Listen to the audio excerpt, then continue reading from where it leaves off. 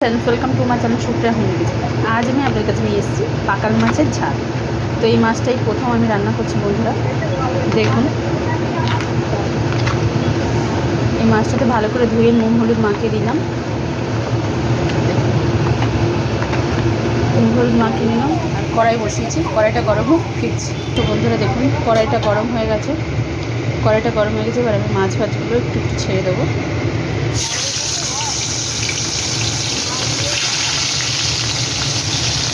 ছেড়ে দিই বন্ধুরা, মাছটা ভেজে ফিরছি।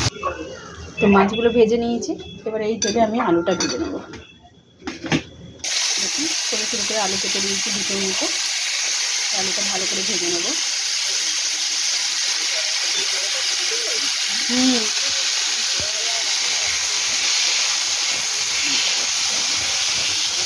বন্ধুরা, আলুটা ভেজে ফিরছি।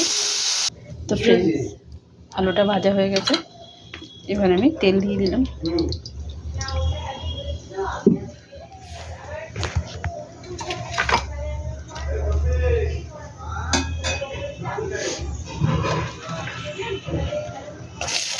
পেঁয়াজ দিয়ে দিলাম।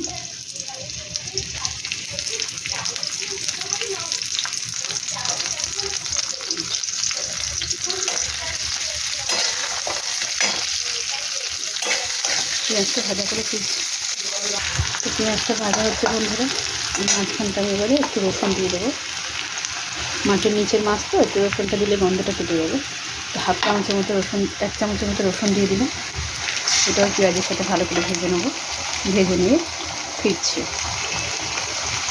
তো রসুনের গন্ধ বেরোচ্ছে, এই সময় আমি টমেটো কুচিটা দিয়ে দেবো।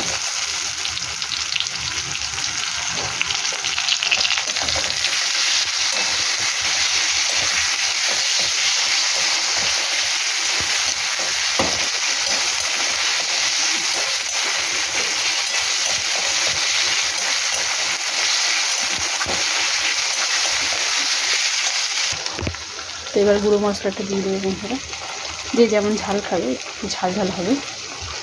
লঙ্কার গুঁড়ো দিয়ে দিলাম, হলুদের গুঁড়ো, লঙ্কার গুঁড়ো 2 চামচ, হলুদের গুঁড়ো 1 চামচ।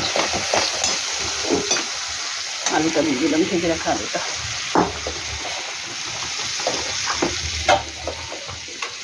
তার সাথে সামান্য একটু জল দিয়ে দিলাম। এবার এটাকে কষবো ভালো করে।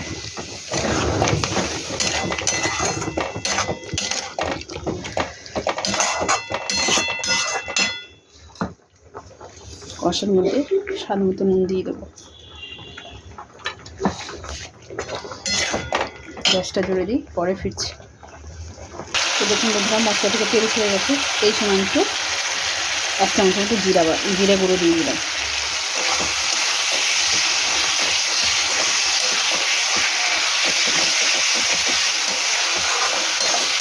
রসুনের গন্ধ চলে গেছে। এবার আমি এর মধ্যে জল দেবো।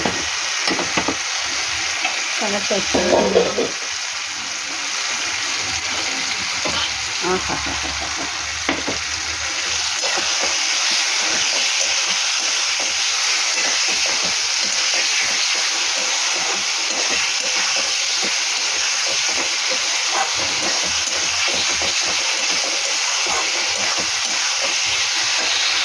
বন্ধুরা, জল দিয়ে দিলাম। একদম শুকনোভাবে রান্না করবো, তো আমি জলটা বুঝেই দেবো।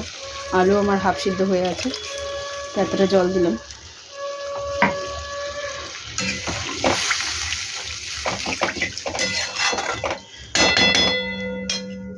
এখানে এবার আমি মাছগুলো ছেড়ে দেবো। যেহেতু মাটির নিচের মাছ অনেক শক্ত, তার মধ্যে ছেড়ে দেবো।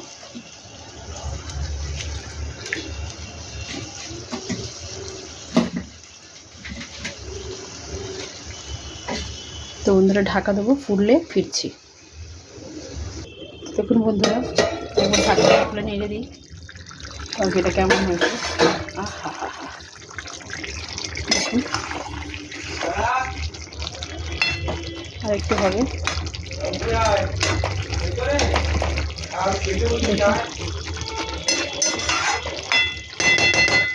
আর একটু হবে, একটু ফুটে ফিরছি। তো বন্ধুরা দেখুন, জলটা অনেকটা কমে গেছে। তো আমি এবারে কী করবো, ধনে পাতা দিয়ে দিই।